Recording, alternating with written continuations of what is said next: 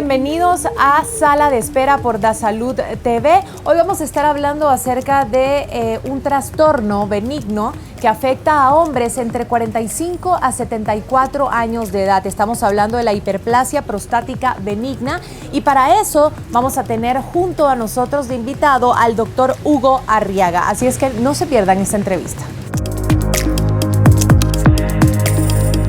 La hiperplasia prostática benigna es el trastorno más común de la glándula prostática y el diagnóstico más frecuente de los urólogos para hombres entre 45 a 74 años de edad. Más de la mitad de los hombres entre 60 años y un 90% de los hombres entre 70 y 80 años presentan alguno de los síntomas de la hiperplasia prostática benigna. Uno de los síntomas más comunes y característicos es la micción débil o entrecortada. Para profundizar en este tema, nos acompaña hoy el doctor Hugo Roberto Arriaga Morales, especialista en urología. Hoy vamos a estar hablando con el doctor Hugo Arriaga, quien nos va a estar hablando acerca del tema hiperplasia prostática benigna, pero antes vamos a conocer un poco acerca del currículum del doctor Hugo Arriaga. Médico y cirujano con especialización en urología, médico y cirujano general de la Universidad de San Carlos de Guatemala, egresado de urólogo de la Universidad Autónoma de México y Hospital General de México, endourólogo en urología integral, editor de la revista guatemalteca de urología, profesor de pregrado de urología de la Universidad Francisco Marroquín. Y es así como me encuentro ya con el doctor Hugo Arriaga. Bienvenido, doctor, ¿cómo está? Bien, gracias, buenos días. Bien, buenos días, doctor. Vamos a estar hablando acerca de la hiperplasia prostática benigna, que es este trastorno que afecta a los hombres entre 45 a 75 años de edad.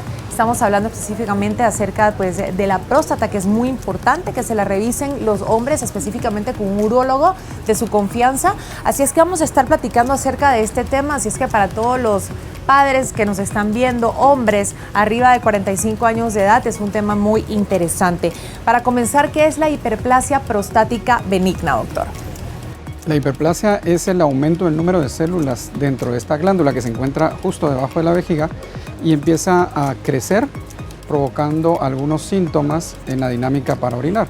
Al aumentar de tamaño, obstruye el tubo por donde sale la orina y entonces empieza a haber síntomas como levantarse en la noche a orinar, urgencia para orinar, cierta dificultad con pujo para orinar, se corta la orina, se retrasa el inicio de la micción y posteriormente empieza a haber ardor, dolor y una serie de molestias, y al levantarse muchas veces en la noche, que al paciente lo hacen bastante incómodo y empiezan a ver ya los síntomas complicados en la vía urinaria, que es lo que hay que prevenir a futuro.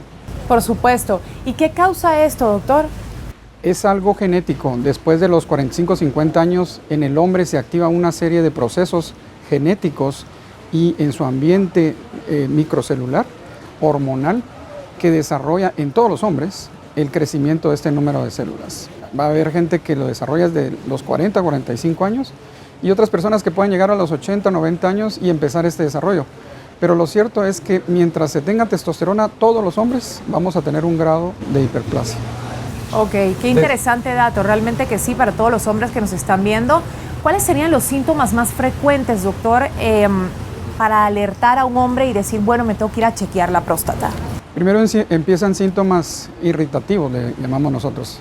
Empieza a haber retención de orina, pequeñas cantidades de retención de orina. Esto irrita la vejiga y esto empieza a provocar síntomas irritativos. Hay frecuencia, empieza a notar el paciente que orina más, así como yo, que acabo de ir a orinar. Y es porque posiblemente ya empecé con un poco de aumento del tamaño de la próstata. Van 5 o 6 veces en la mañana, empieza a haber un poco de urgencia para ir, o de angustia de que pueda haber incontinencia. Empiezan a levantarse en la noche, que esto es un síntoma bastante característico. Generalmente uno no se levanta antes de los 40 años, después de los 40 empieza a haber una levantada, 2 levantadas, y empieza a ser ya algo frecuente.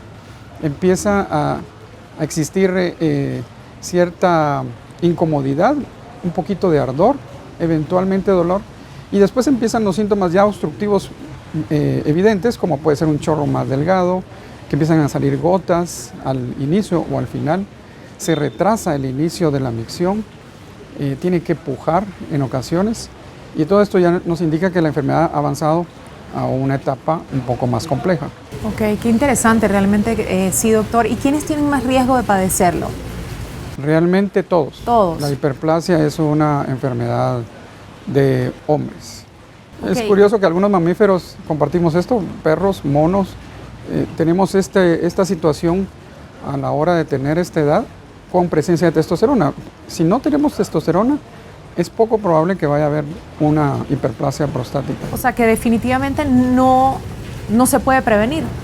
No, lo que se puede hacer es hacer un diagnóstico temprano para evitar las complicaciones importantes y tardías que puede presentar esta enfermedad.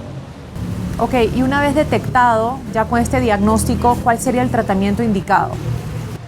Primero, cuando son síntomas leves, podemos hacer una terapia conductual, o sea que cambios de ingesta de líquidos, por ejemplo, que no tome tanta agua en la noche, que en horarios de trabajo no se ingiera súbitamente tanta cantidad de agua, cuando vaya en tráfico no se tome antes agua, porque una de las quejas frecuentes es ir en el tráfico, aquí en Guatemala que es tan complicado, pasa una hora, hora y media y empiezan a tener mucha urgencia y necesitan un baño, empiezan a ver un restaurante donde poder asistir, y esto es muy frecuente aquí en Guatemala.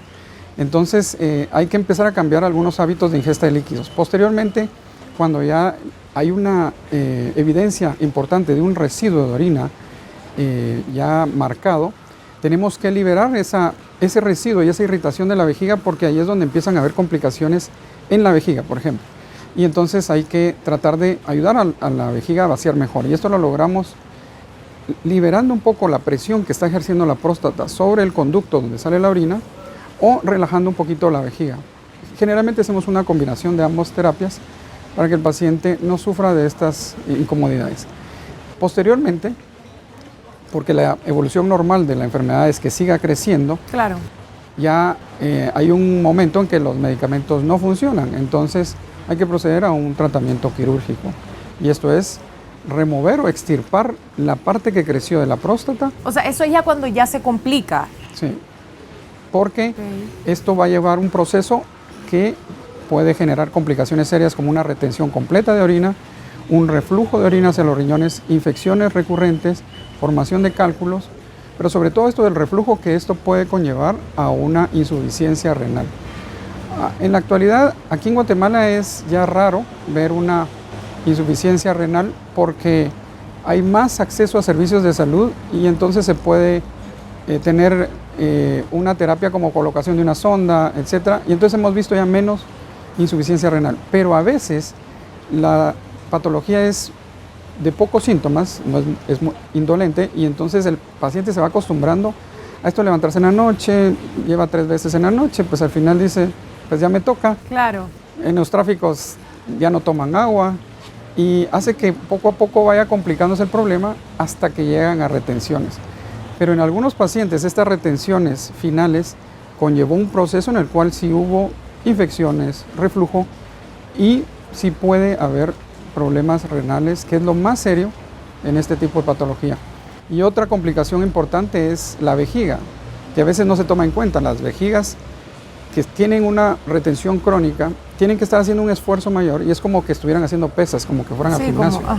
Entonces engrosan, y este engrosamiento de la vejiga al final conlleva una infiltración de colágeno y de fibrosis, le llamamos nosotros, que forma ciertas bandas cicatrizales internas que hacen que la vejiga sea rígida, pequeña y de poca distensibilidad. Y entonces esto ocasiona que, por más que le quitemos después el problema obstructivo, van a quedar con un problema Como residuos. de vejigas pequeñas, irritables, y que da síntomas para el resto de la vida, porque esto sí nos es muy difícil tratarlos. Una vez se formaron las cicatrices internas en la vejiga, ya para nosotros es muy complicado revertir ese proceso de cicatrización. Así que lo conveniente es que evitemos que los pacientes lleguen a tener ese tipo de complicaciones serias. Algo importante que sí es de recalcar en estas patologías es que puede estar agregado un cáncer de próstata. Es diferente la enfermedad de hiperplasia al cáncer. Y el problema del cáncer es que no da síntomas, no dan estos síntomas de urgencia, frecuencia, sino que realmente esto es silencioso completamente. Entonces realmente la indicación de que los hombres se chequeen desde los 40, 45 años es que también se haga una detección temprana del cáncer de próstata. Van juntas muchas veces las dos patologías y entonces aprovechamos a ver si hay síntomas urinarios por la hiperplasia y si está presentando un cáncer que no está dando síntomas.